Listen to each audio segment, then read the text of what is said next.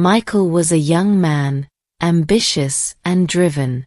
He worked in a bustling factory, where the machines roared, and the hustle never seemed to stop. Like many others, he was just another cog in the grand machinery of the factory's operations. But there was something different about Michael. He wanted more from life. He wanted success, respect, and recognition. In the early days of his career, he worked alongside an older man named Frank. Frank was nearing retirement and had spent a lifetime working in the same factory. He wasn't a man of many words, but one day during a break, Frank turned to Michael and shared some advice that would stick with him for years to come. "Kid, listen up," Frank said, lighting a cigarette, his eyes squinting under the harsh factory lights. "In this place, it's not about talking much. It's about doing. Do your work, and do it well. Learn everything you can, every machine, every process. Improve your skills constantly, because one day, it'll pay off." Michael took these words to heart. As the years went by, Frank retired, leaving Michael to climb the ranks. His work ethic was impeccable, just as Frank had advised. He kept his head down, spoke only when necessary, and worked harder than anyone else. He became a technician, responsible for some of the most intricate machinery in the factory. But despite his dedication and unwavering loyalty to the company, something was gnawing at Michael.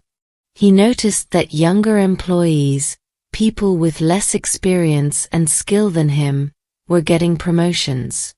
They didn't have his expertise, nor did they seem as passionate.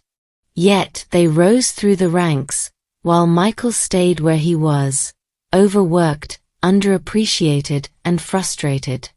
One evening, Michael went to visit Frank, who now spent his days relaxing in his small suburban home. As they sat in the backyard, sipping beers and reminiscing about the old days, Frank noticed something was troubling Michael. "What's on your mind, son?" Frank asked, his voice calm but curious. Michael sighed deeply. "I don't get it, Frank. I've been working at the factory for years, doing everything you told me. I work hard, I learn, I stay out of trouble. But it's like they don't even notice me. Guys who don't know half of what I do are getting promoted, while I'm stuck in the same position. It's not fair." Frank stared at the ground for a moment, then nodded thoughtfully. "Do you really think they don't notice you?" "I'm sure of it," Michael replied, his frustration mounting. "Without me, that factory wouldn't run. I've been holding it together for years. If I took a day off, everything would fall apart." Frank's lips curled into a faint smile, as if he'd heard something he was expecting. "If that's the case, why don't you take a day off?" Michael was taken aback by the suggestion. "What? Take a day off?" Frank repeated. "Tell them you're sick, or something. Just take a break and see what happens." At first, Michael thought Frank was joking, but the more he considered it, the more it made sense. Maybe this was the only way to show the company his worth. The next morning, Michael called in sick. For the first time in years, he stayed home, wondering if the factory would crumble without him.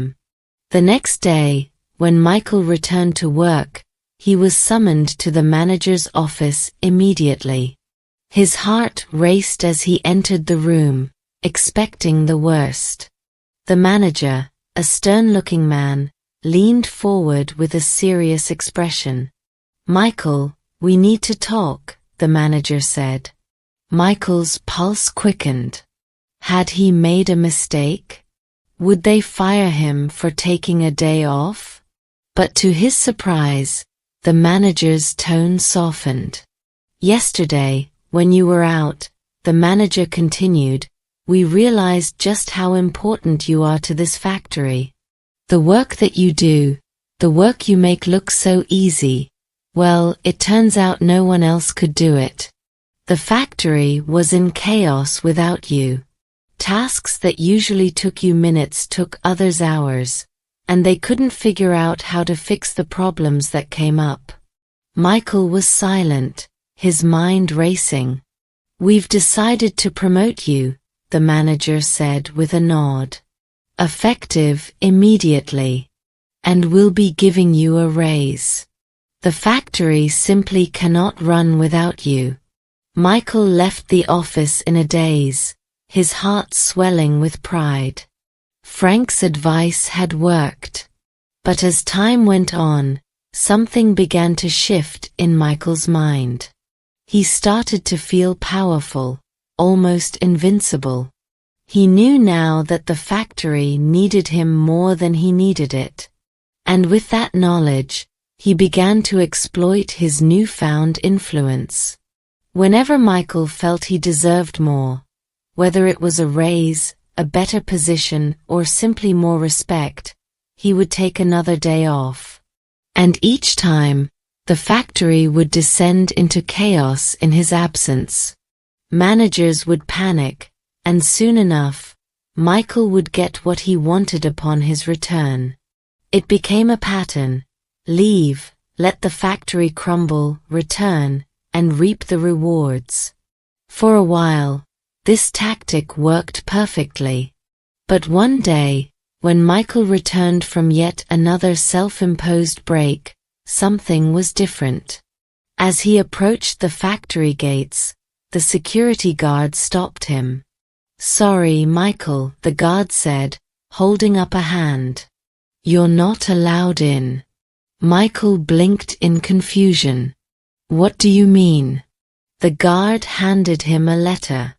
Michael's stomach churned as he unfolded it and read the contents. His face turned pale. It was a termination notice. Effective immediately, Michael had been fired. Panic surged through him. How could they do this? The factory needed him. Without him, everything would fall apart. He rushed to Frank's house, desperate for answers. When he arrived, Frank was sitting on his porch, reading a newspaper.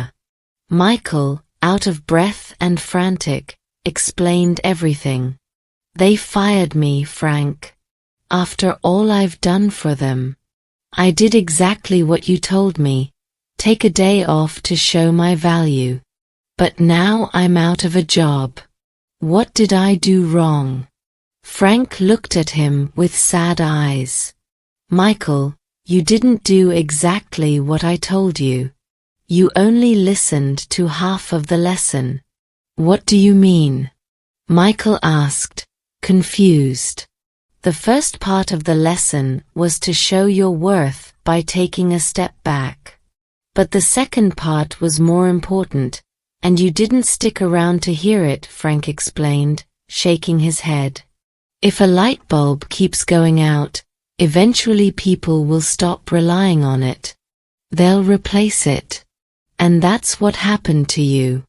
You made yourself unreliable, and now they've replaced you." Michael's heart sank. He realized, too late, that his greed and arrogance had blinded him. The very thing that had earned him success had now cost him everything. Frank stood up, placing a hand on Michael's shoulder. "Son, the world doesn't stop for anyone. Even when you think you're indispensable, you're not.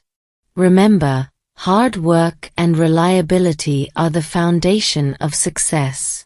But balance, that's the key. Don't ever make yourself so irreplaceable that people learn to live without you." Moral of the story. We often take for granted the things and people who are always there for us, realizing their true value only when they're gone.